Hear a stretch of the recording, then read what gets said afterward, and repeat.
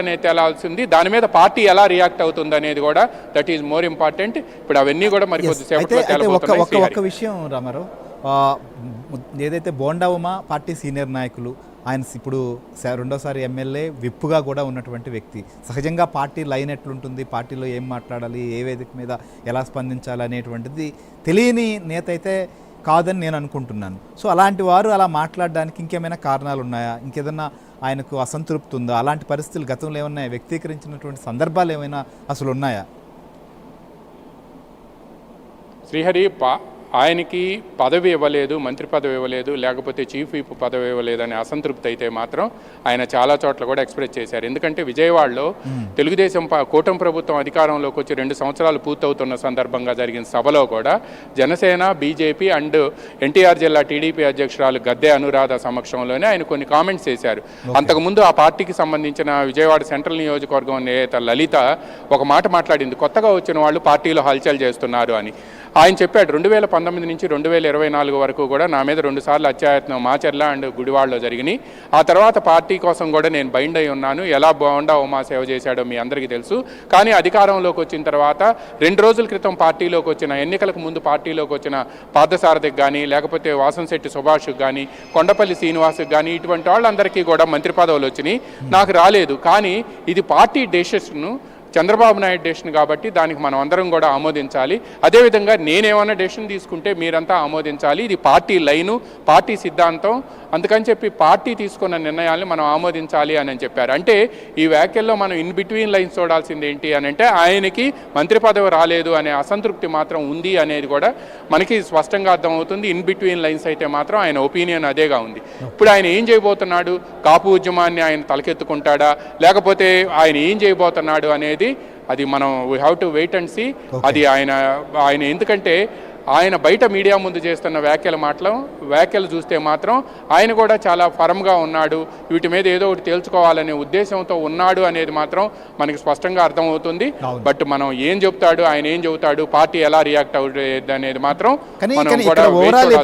అది తెలుగుదేశం పార్టీకి సంబంధించిన ఇంటర్నల్ అంశం. ఆ పార్టీ శాసనసభ్యులు, నాయకుడు మాట్లాడారు, దాన్ని పార్టీ పిలుస్తుంది, మాట్లాడుతుంది. కానీ ఈ లోపే అంబటి రాంబాబు కావచ్చు, వైసీపీ నాయకులు రియాక్ట్ అవ్వడం, లేకపోతే దాన్ని సోషల్ మీడియాలో ట్రోల్ చేయడం, ఇలాంటివన్నీ కూడా చేస్తున్నారు. సో దీన్ని ఎట్లా చూడాలి అసలుకి, ఎందుకు వాళ్ళు దీన్ని ఇంతలా?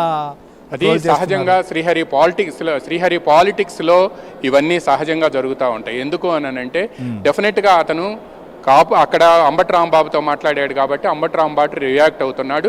వాళ్ళకి అవకాశం దొరికింది కాబట్టి ఆ పార్టీ మొత్తం కూడా, వైసీపీ మొత్తం కూడా చాలా సీరియస్గా దీంట్లో సోషల్ మీడియాలో ట్రోల్ చేస్తుంది. ఏది ఎందుకు మీరు పిలవాల్సి వచ్చింది, తర్వాత మీరు ఎందుకు ఆయన్ని పిలిచారు అంటే, సంతాప సభలో కలిస్తే మీరు ఈ విధంగా పిలుస్తారా, లేకపోతే మీరు చేసిన పనులేంటి, చంద్రబాబు నాయుడు పలానా సంతాప సభకు ఎందుకు వెళ్ళాడు అని ఇవన్నీ కూడా ట్రోల్ చేస్తున్నారు. ఎందుకంటే పొలిటికల్గా వాళ్ళకు ఒక ఆపర్చునిటీ దొరికింది కాబట్టి సోషల్ మీడియాలో ట్రోల్ చేయటం అనేది ప్రతిపక్షంలో ఉన్న పార్టీకి సహజంగా, అది ఏ పార్టీ అయినా ఉండొచ్చు ప్రతిపక్షంలో, ఆ పార్టీకి సహజంగా కూడా వాళ్ళకి అటువంటి అవకాశం ఉంటుంది. అందువల్లనే వాళ్ళు ట్రోల్ చేస్తున్నారు. ఎందుకు అని అంటే తెలుగుదేశం పార్టీని ఇబ్బంది పెట్టాలి. ఆ పార్టీకి సంబంధించిన ఒక సీనియర్ నేత, మీరు ఇంతకుముందు అంటున్నారు సీనియర్ నేత కాబట్టి ఆయనకి అన్నీ తెలుసు అని, ఆయన పాలిట్ బ్యూరో సభ్యుడిగా కూడా చేశారు, తర్వాత జాతీయ అధికార ప్రతినిధిగా కూడా చేశారు బోండా ఉమా. ఆయన 2014, 2019, 2024 3 సార్లు ఆయన శాసనసభకు పోటీ చేశాడు. ఇందులో 2 సార్లు గెలిచాడు. 2019లో కూడా ఆయన స్వల్ప మల్లాది విష్ణువుపై కేవలం 9 ఓట్ల తేడాతో ఓడిపోయాడు, చాలా స్వల్ప మెజార్టీతో ఓడిపోయాడు.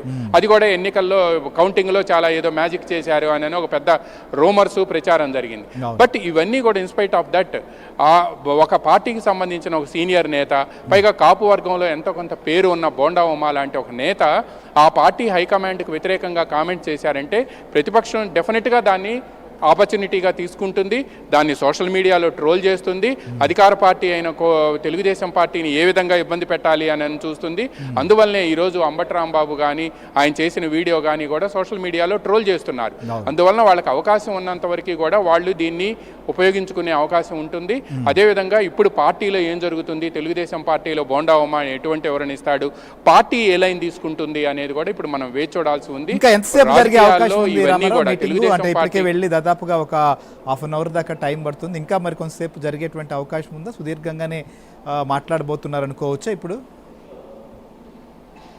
సహజంగా ఈ అంశం కాకుండా మిగతా అంశాలు కూడా నిమ్మల రామానాయుడు సీనియర్ మంత్రి, అదేవిధంగా ఏపీ టీడీపీ అధ్యక్షుడు పల్లా శ్రీనివాసరావు కూడా ఉన్నాడు కాబట్టి ఇంకొక అరగంట పాటు జరిగే అవకాశం ఉంది. ఆ తర్వాత కిందకు వచ్చి పార్టీ మాట్లాడమంటే నేను మాట్లాడతా, వాళ్ళు ఉండమంటే ఉంటా, వాళ్ళు రాత్రి ఇక్కడ పనుకోమంటే పనుకుంటా అని చెప్పి ఆయన నర్మగర్భంగా మాట్లాడారు. అంటే పార్టీ ఉండమంటే ఉంటాను, వెళ్ళమంటే వెళ్తాను అన్నట్టుగా ఆ భావన వచ్చే విధంగా కూడా ఆయన సౌండ్ చేశారు.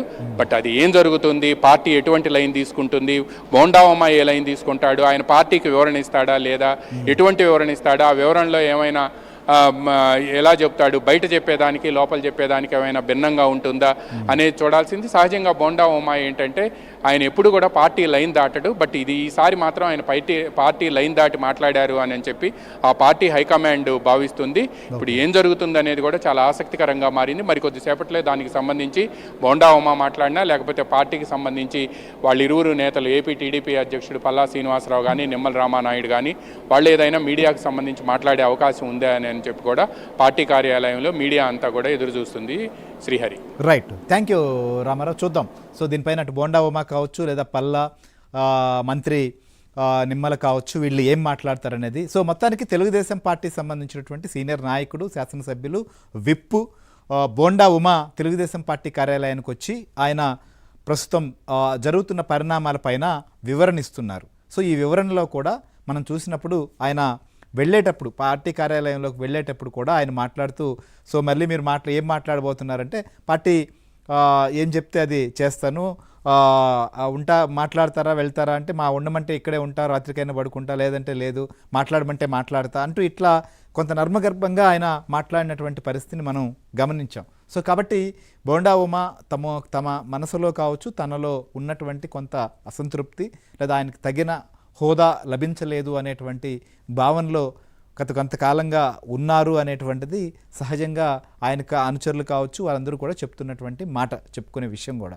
సో ఈ నేపథ్యంలో ప్రస్తుతం ఆయన గుంటూరులో వేదిక మీద మాట్లాడినప్పుడు కూడా ఆయన చేసినటువంటి వ్యాఖ్యలకు సంబంధించి మాత్రమే ఇప్పుడు వివరణ తీసుకుంటున్నారు తప్ప ఆయన సభలో పాల్గొన్నందుకు కాదు అనేటువంటిది సో పార్టీ ఆలోచిస్తుంది అనేటువంటిది మన కొల్లికి రామారావు చెప్తున్నటువంటి మాట కూడా. సో అయితే ఈరోజు ఈ వివరణ ఇచ్చేటువంటి నేపథ్యంలో ఆయన గతంలో కూడా చూసాం, బోండా ఉమాకు సంబంధించినటువంటి అనుచరులు కానీ కొంత సోషల్ మీడియాలో కూడా ఏదైతే గతంలో డిప్యూటీ స్పీకర్ రఘురామకృష్ణరాజు పెళ్లి వేడుకలో కలిసినటువంటి వీడియోలు కావచ్చు, లేకపోతే ముద్రగడ పద్మనాభం సంబంధించినటువంటి సభలోనే ఇటు బొత్సతో పాటుగా అక్కడ పాల్గొన్నటువంటి మిగిలినటువంటి పార్టీకి సంబంధించినటువంటి నాయకులు సంబంధించినటువంటి విషయాలు కాబట్టి ఇవన్నీ కూడా తిరిగాయి. సో వారందరికీ లేని అభ్యంతరం బోండా ఉమాకే ఎందుకు, వారందరూ కూడా వివరణిస్తారా, ఇట్లా రకరకాలుగా ఇక సోషల్ మీడియా వేదికగా దీనిపైన ఎట్లా పెడితే అట్లా వాటికి క్యాప్షన్స్ పెట్టి ప్రచారం చేసినటువంటి సందర్భం కూడా మనం చూసాం. అయితే పార్టీ అయితే మాత్రం,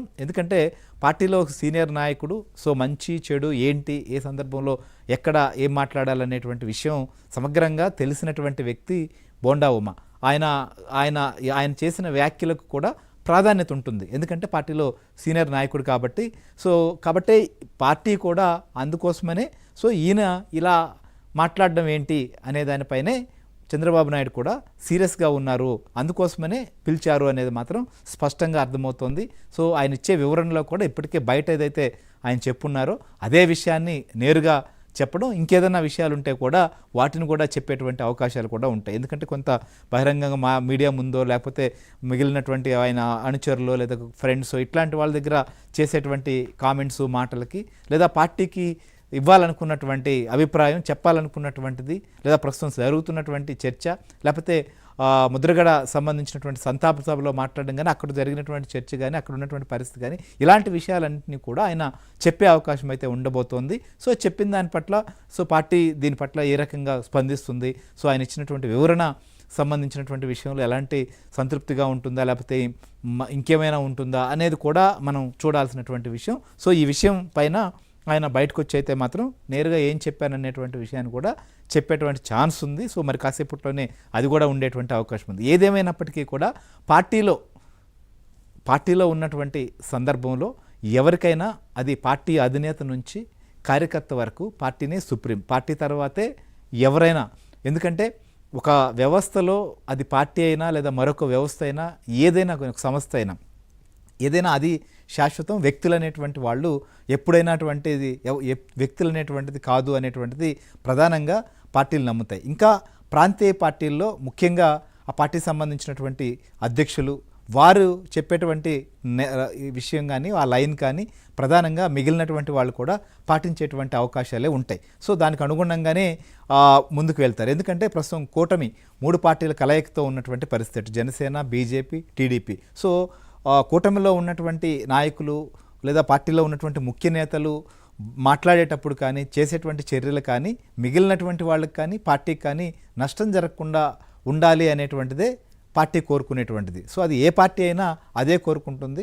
సో అలాంటి సందర్భం కానప్పుడు లేదా ఆ లైన్కు దాటి మాట్లాడినప్పుడు అలాంటి సందర్భాల్లో విచారణ ఎదుర్కోవడం కానీ లేదా వివరణ ఇచ్చుకోవడం కావచ్చు, ఇలాంటివి సహజంగా జరుగుతూ ఉంటాయి. సో ఆ ప్రక్రియలో భాగంగానే బోండా ఉమ సంబంధించిన చేసిన వ్యాఖ్యలపైన ఆయన ఏ వివరణ ఇస్తారు, ఆ వివరణ ఆయన సమర్థించుకుంటాడా, ఇంకేమైనా విషయాలు చెప్తాడా, లేకపోతే తన మాటల్ని వక్రీకరించారు లేకపోతే తన ఉద్దేశాలని వక్రీకరిస్తున్నారనేటువంటి అభిప్రాయాన్ని వ్యక్తం చేస్తారా అనేటువంటిది కూడా చూడాల్సినటువంటి విషయం. మొత్తానికి బోండా ఉమ సంబంధించినటువంటి సబ్జెక్టు గత కొద్ది రోజులుగా హాట్ టాపిక్గా మారింది.